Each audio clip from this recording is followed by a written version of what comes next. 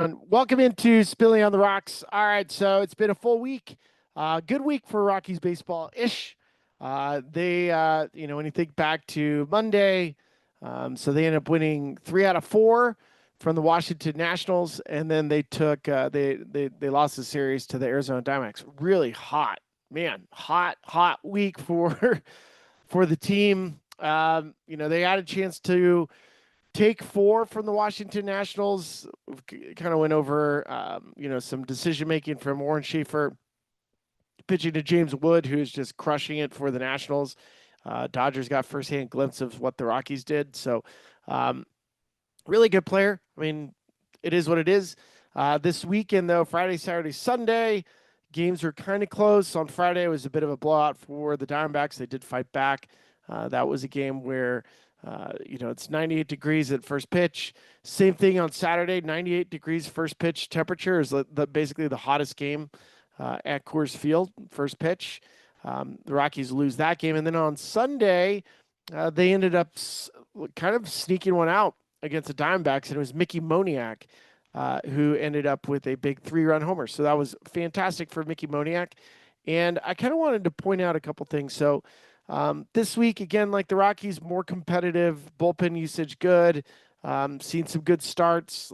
Saw a good start from Herman. We've seen another good start from Antonio Senzatella. Those are two guys that I know earlier in Spilly of the Rocks, they said throw more curveballs. They're throwing more curveballs, and it's working. So they're seeing a little bit more strikeouts.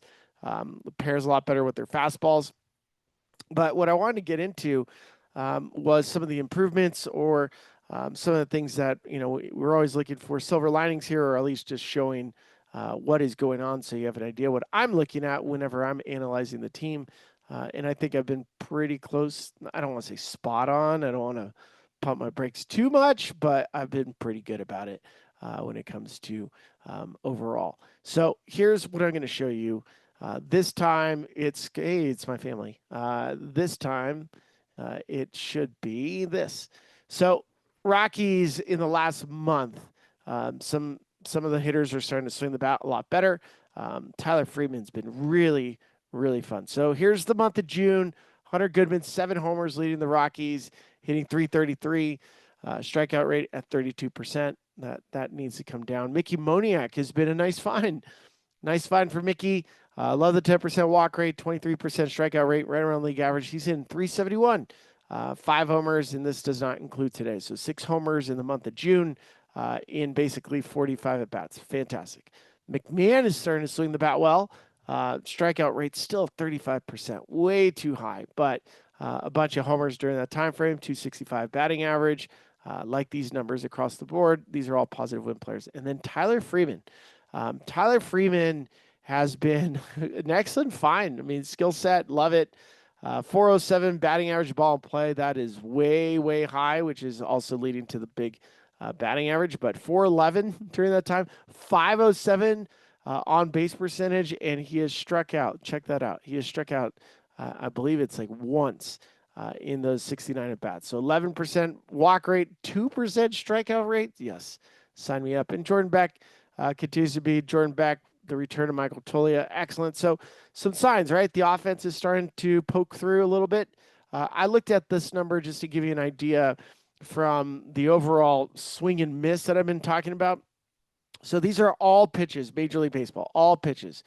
Rockies swing and miss at the highest rate in baseball. So out of the amount of pitches thrown, and then the ones that they swing, they're swinging and missing at 15% of the pitches. That is so high. And then you have Boston, Seattle, and then at the bottom, you have the teams that you would expect. Toronto, San Diego, Washington, Kansas City, Milwaukee, Arizona, Houston, Chicago. I mean, that's part of their DNA, is that you try not to swing and miss. So the highest by far in baseball, and this is from percentage points, like just to give you an idea, let's say the Yankees right here, they've seen more pitches, but they've less swing and misses. The Rockies have nearly 200 more swing and misses. And that's just crazy. So that has to improve. That's why I like what I'm seeing from Mickey Moniak and from Tyler Freeman. The last one I want to point out again, strikeout totals for the Rockies at 755, OPS 675. To give you an idea, 675 OPS. That puts the Rockies basically like 24th. That has to improve. And if you're going to have that many strikeouts, you at least want to be up here in punch-outs. And the Rockies are creeping up. They're at 76 home runs. But still, those are the things that I'm looking at that I think are important to pay attention to as the Rockies look to improve. There was a story, Denver Post, Patrick Saunders, he was able to interview Charlie Monfort, Dick Monfort's brother. Charlie, I've known him for a long time. Charlie was a big part of how the Rockies even came to Colorado, so he was a big part of it. He's been dealing with alcoholism and he's recovering from it. So I love that he's sober. He's tried to get sober multiple times. So like that's a demon. That's regardless if you're an owner, you can just feel for that from humanity's standpoint. So fantastic that he's sober.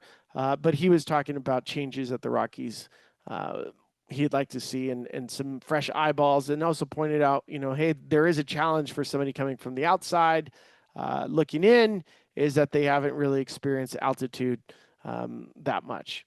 That's also the reason why you need some outside influence, is because some people are not scared of altitude the same way people that have been around the organization for so long.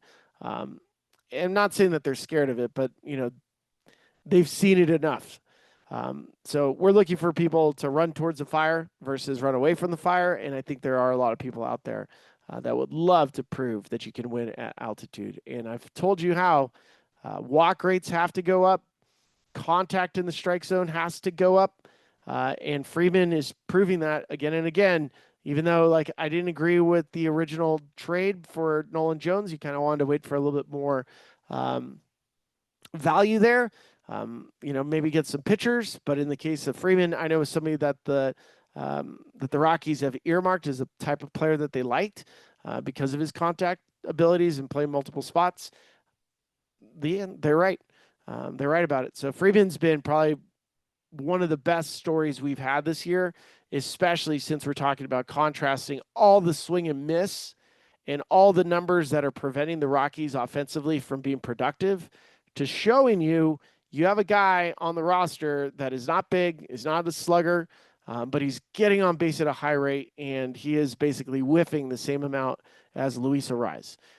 Not saying you want 9 of those, but you need to have some of those sprinkled in. So it was pretty cool. I went to, was it number 38 on Saturday? What a cool venue. Had no idea.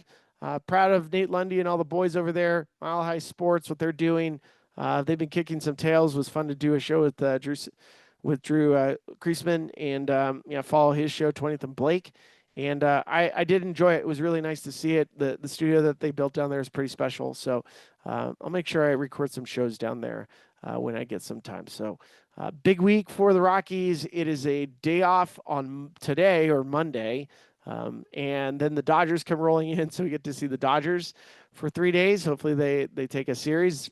The Rockies take a series from the Dodgers. That'd be great.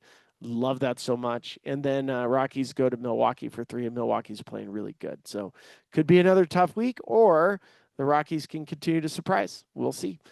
Follow me at Spilly Goat, and certainly keep following me. Bye.